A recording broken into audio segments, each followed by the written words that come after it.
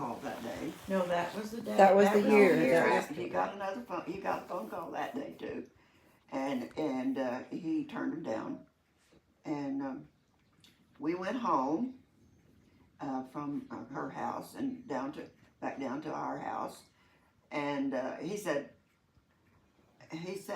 let's go fly. No, and I said, no, that's the next year. hold on. And I said, no, I don't want to fly. I told you I wouldn't get in that plane anymore. Well, okay, let's go for a walk. So we started out and we went down the road from our house and then back up then into the field right down past our house and walked all the way to the end of the field back down that way. And of course we were talking and laughing and carrying on and we came back home. And I can't remember what we did after we got back home that day. But then the next day, the day after Christmas Day, well, that was the day that he said, okay, let's go flying. And I said, no, I told you I wouldn't get in that plane anymore. And I mean it. And so I just went back in the house and didn't pay any attention to what he was doing. And but he went on out and got in the plane. He didn't get in his plane. He got in the Duster plane, Dick Cullen's Duster plane, and I didn't know that he was even gone. And then, and just wasn't very long after that.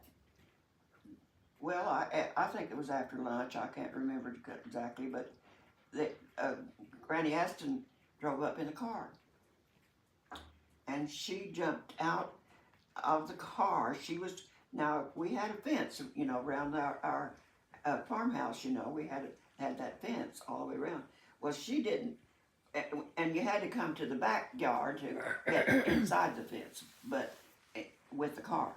But she parked in the driveway that you could go into our garage, or you could go into the shop, which was way out here. Well, she just drove up into the driveway that led to these two different parts, and she jumped out of the car. And I had been out in the yard doing something. I can't remember what I was doing, but when she drove up, I turned around. I was still outside the door of my house, and I turned around, and she said that he had got it in the plane, and the plane went down. And so I remember that I didn't go to her, which I should have done, but I didn't go to her, but I turned and grabbed one of my girls.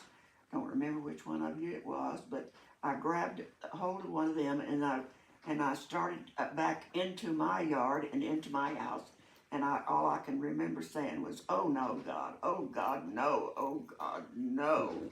And I went right into the house and screaming that, and from there I can't remember.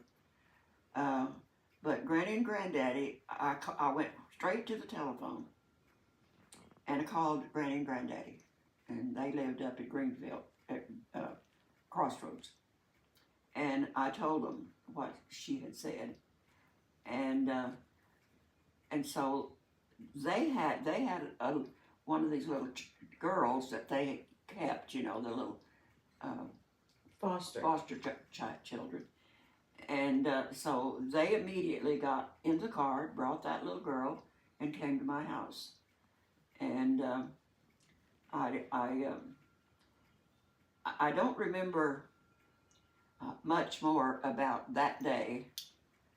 what was left of that day, and except that, well, Granny and Granddaddy stayed there with us, and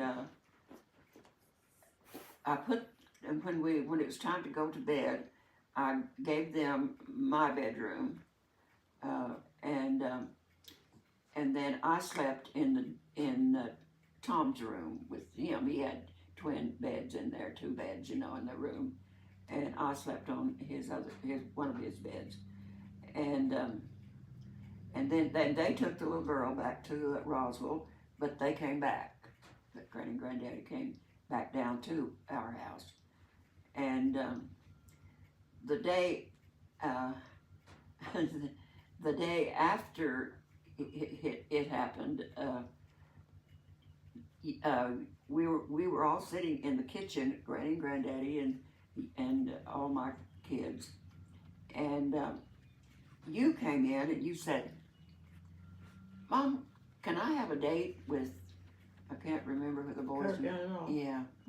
Who? And, Larry Kirkendall. Larry Kirkendall. and of course it just threw me into a panic. I said, "No, you can't do that." And I remember Granny Gill saying, "Don't bother your mama. She's not well. She can't stand it anymore." And so, of course, they took over and did everything in the house, and I just passed out and crying and carrying on, and then I remember that Granny Aston then called all of her relatives in California, and several of her brothers and everybody in California friends and family in California, they all flew in and stayed with Granny and Pawpaw, and nobody came to our house, but until the day, I guess it was the day that we had the funeral, and those men, all the ones, her relatives from California, they were at our house, and they were all standing up in the kitchen, and I think we had food. People had brought in food by then, and I can't remember. Oscar. Huh? Oscar Cunningham. Yeah, he was there, and he came. I was sitting in the dining area of the old part of the house. He came in from the other part of the house, and I don't know what made me say this, but I said, "He's gone, and there's nobody to sing for him." And Oscar he looked at me, and kind of did that way, but he didn't say anything, because I knew he wanted to say, now I know what he wanted to say, that yes, we're all still here, except for him. Mm-hmm. And so then we made arrangements. I don't even know who made the suggestion, but that we have the funeral at school. And so we made arrangements to do that. We put the word out, and so when we went to this auditorium, we had it in the auditorium, and that room was completely filled with people, and people standing out on the front and on the outside. There were probably, I would say there were close to 1,000 people there. Might have been. I didn't look in the balcony. Were people in the balcony? Oh my!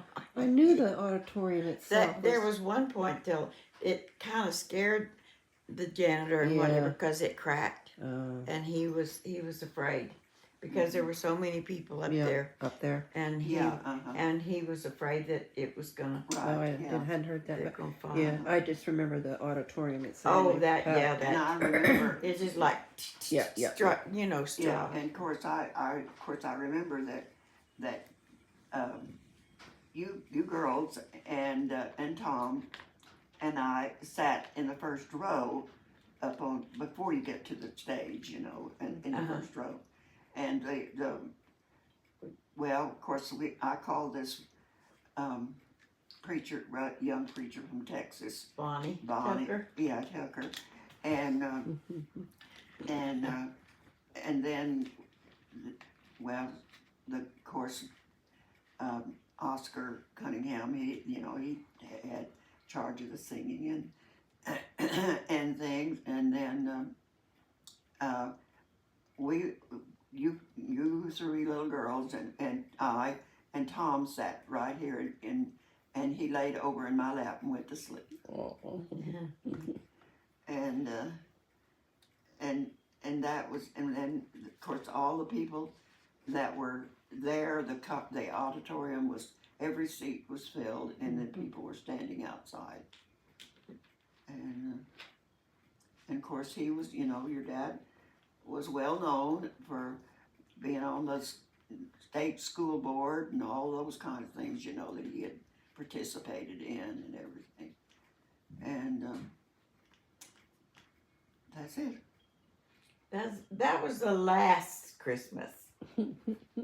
I wanted to know the one